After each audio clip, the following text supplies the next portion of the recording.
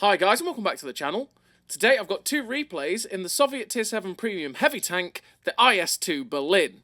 Now this is one of the Berlin trio, which is a trio of very old premium tanks. And I'm saying they are very old because they were from a long time ago. Right, and that is that this IS-2 Berlin came in a package with the Cromwell Berlin and the ISU-122S. Now, the ISU-122S is a tank destroyer that's Soviet Tier 7, and that has utterly phenomenal DPM, and it's on obviously the chassis of an ISU, but with the 122mm gun. And it's an okay tank, but you could get that tank with this, and then the Cromwell Berlin as well, and the Cromwell Berlin was basically a premium version of the Cromwell. So, yeah. And the IS-2 Berlin is one of many versions of the IS/IS-2 at Tier 7. To be fair, I should make a video on the IS variants at Tier 7, because I've got one that's coming for the Bulldogs. I just need to record it, and there is quite a few tanks in this game where there's like 3 or 4 that are basically nearly the same thing. Like the Tigers, for example. That's another one. You know, so I could quite easily make a video on that, and I probably should. But we've got two really nice replays in this IS-2 Berlin. And yeah, the IS-2 Berlin. So what's the difference between all of the other IS variants? Well, there's not really much difference. The armour layout is slightly different compared to the others, because the way that, obviously, the IS-2 is a different version of the IS, for example. So the armour looks a little bit more angled than the Tech Tree IS, for example. Just the way it looks and stuff. And it's the same in terms of how that armour is laid out, really, that as the Chinese IS-2. Because you've also then got the IS-2M, which is another IS, but with slightly different armour, again. And then you have, let's say, the Chinese IS, and we're still going, because then we have the Tech Tree IS, right? And you never know, one day we might end up getting the IS-2 Shielded that PC released as well, which would be a 5th IS variant, because who doesn't need more ISs, right?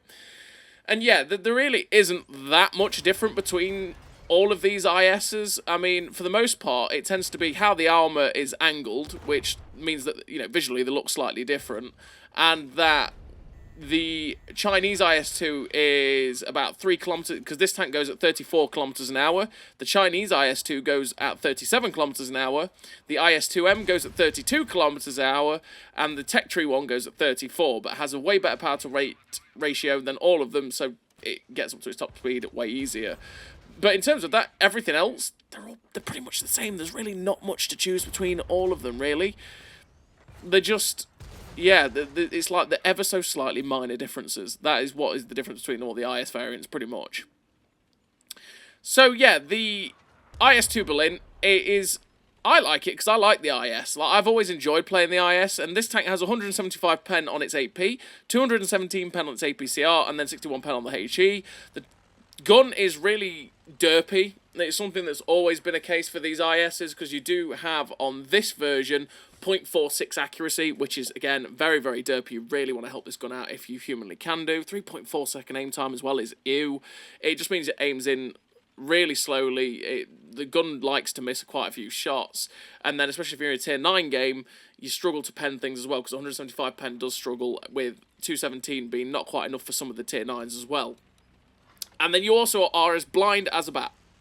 And that's a problem for the IS-2, and you're going to see that in this replay as well, is that you are absolutely blind as a bat. And you've got 350 meters view range, which means you really do want to help it out as much as possible as well, because you want to be able to actually try and spot for yourself. Because, yeah, and you might say, well, if you're already blind as a bat, you may as well spec out to try and make everything else better, right? Well, not in World War II, because if you are as blind as a bat, how the hell did that hit? Fair play. Thank you, RNG, because that was awfully led and awfully aimed. But yeah. Anyway, yeah, you want to spec out for the view range, because, well, if you are blind as a bat, you're not going to spot anything. But as if you obviously spec out for view range and you have optics, you have situational awareness, board leader, food, etc., at least you have the chance to spot things. If you don't set up and help the view range, you're never going to spot them, and you'll get outspotted all the time, and you will just die, and it's not a good time. So what do I run in terms of a crew on the IS-2 Berlin? Well, I run Born Leader, Rapid Reload, Sixth Sense, Situational Awareness, Track Mechanic, Steady Aim, Snapshot, Run and Gun, and Off-Road Driving. Off-Road Driving to help this tank with its ground resistances so that I can hit my 34 kilometers an hour top speeds, and obviously so that they don't drag it back, essentially. Then all 3 of the gun perks to make sure that this gun is as good as it can be, because it is absolutely awful, and I want to help it out. And then all the other perks generally are what I would take on most of the tanks in World War II. We'll get there in the end. English, it's hard. And then in terms of equipment, I run the advanced loader, the vents, and the optics. Vents to make sure that everything on this tank is as good as possible, and to help the view range out as much as I can do. Sad times, by the way, for that. And the optics to be able to boost my view range up, because like I've just said, it's blind as a bat, I want to help it. And the advanced loader to make the DPM as good as humanly possible. And yeah, there's multiple ways you could kit this out, really. You could drop the vents, put on traction system to get a little bit faster. I mean, there's plenty of things you could do, really. It's completely down to you and how you want to set up your tank.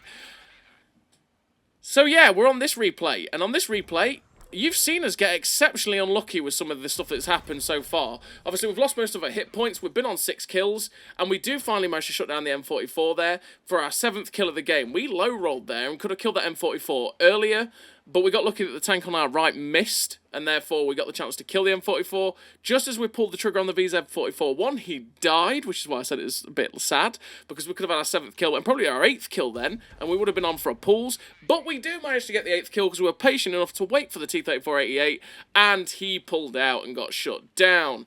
And we're on to our 8th kill with 3.7k damage. We've got Radley Walters in the bank. That's a good time. And this game is exceptionally close. It is 4-3. And I'm thinking, what do I do right here? There's a P-43 turret that is full health that's round that corner.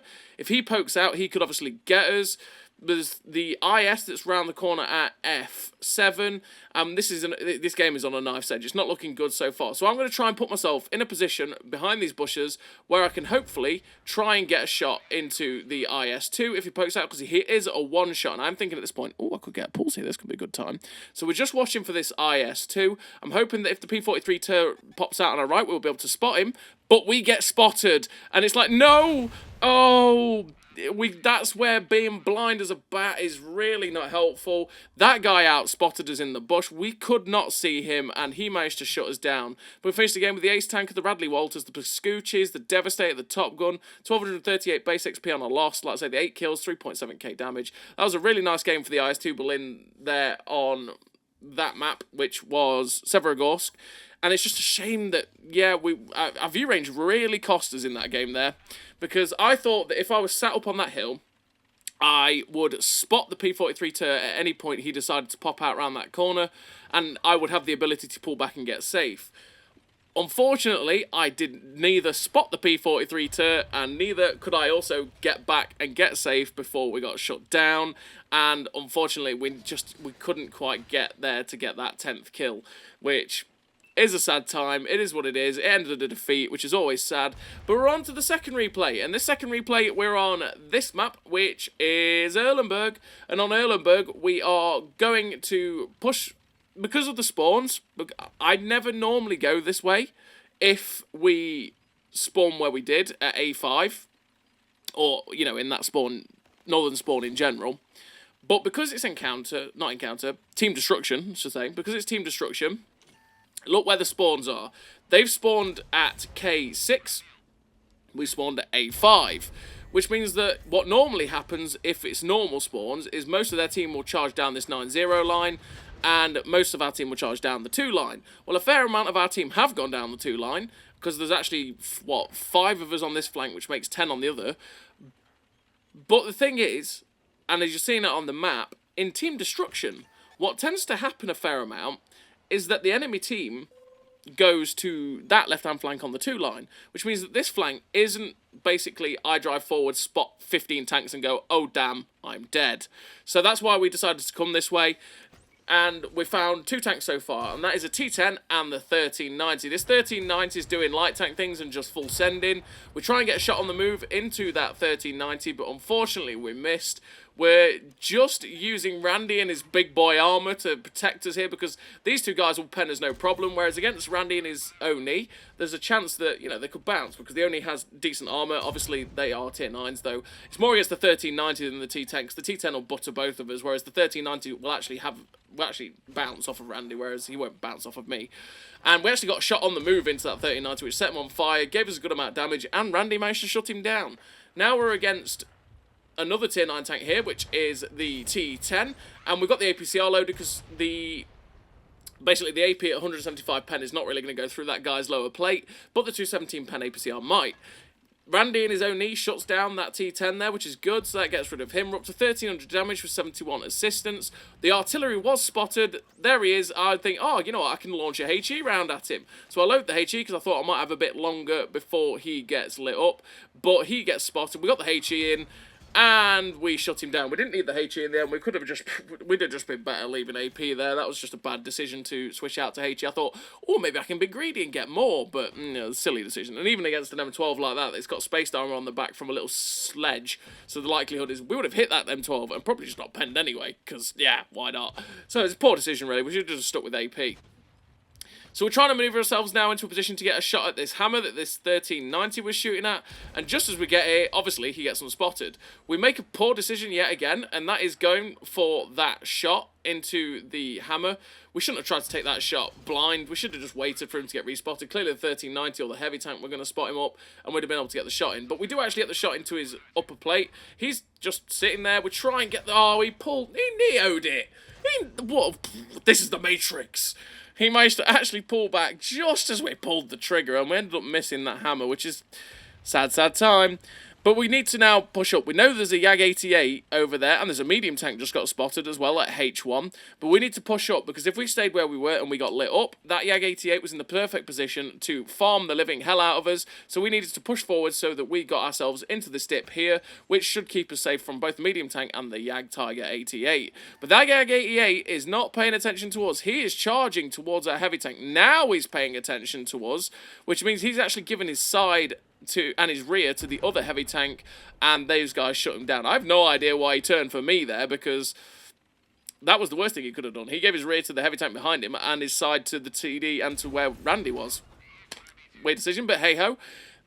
YAG-88's gone. We get a nice shot into the Jackal there, which puts him down to a one-shot. There is currently 5 tanks left on the enemy team. Obviously, 4 of them are tanks and 1 is artillery. So I was going to cut through the little abbey here, but I thought, hey, you know what? I'm going to actually cut down the 1-2 and see if they're round the corner, essentially, so I can look down the one line, see if they're running away that way, and I can stay safe below this ridge line if I want to. But obviously, as we come around this corner, we find the M5355, and it's like, hello, Mr. Piggy. We've got HE loaded this time, which is the perfect thing to do, and we slam around straight through the M5355 for 501 damage, fantastic, and we put ourselves onto 3.2k damage, which is, so far, for a bottom tier game in a tier 9 game, a really good game for a tier 7 heavy. Because normally you are pure cannon fodder in a tier 9 game, because the tier 9s obviously are built to deal with tier 10s, and you're facing tier 7s, they just absolutely gobble you up, which is not a good time. So there's 3 tanks left on the enemy team, and we have just found one. There is the King Tiger. It's like, hello, Mr. King Tiger. We try and get a shot into his side, and it ricochets. That is a sad time. Randy gets shut down by the Charioteer. I decide, okay, you know what, I'm going to keep moving forward towards King Tiger, because I think the other TDs might be in that corner at B3, so I want to keep myself moving. And we got ourselves straight in directly below the gun line of the King Tiger so that he couldn't get a shot at us.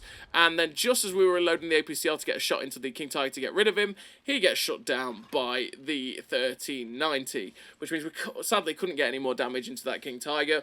But we know where one of the TDs is that shut down Randy. It's the Charioteer. He's over here. We have still got enough hit points as well to take a hit, which is good. We slap the shot straight into the back end of the Charioteer, putting him down to a one-shot. And then we start getting detected, and it's not the Charioteer, so I'm like, okay, what? There's some...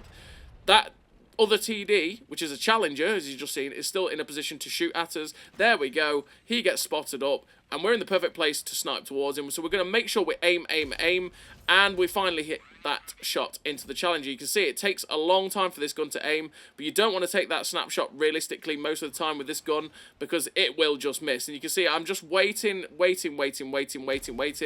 put the shot straight down range, and it flies into that challenger and shuts him down. You can see the shell velocity as well on the standard rounds with that 780 shell velocity is a little bit slow too. You've got to really make sure you lead your target. Finish that game with the ace tank of the high caliber, the 2003 base XP, 4.2k damage. A really nice game there for the IS-2 Berlin in a bottom tier matchup. I'd say it's a pretty decent tank. For a tier 7 heavy tank, you slap hard, and if you manage to keep yourselves in position to keep this gun working, you can do quite a bit of damage as well, which can be quite nice. So as always, everybody, thank you very much for watching. I'll see you next time.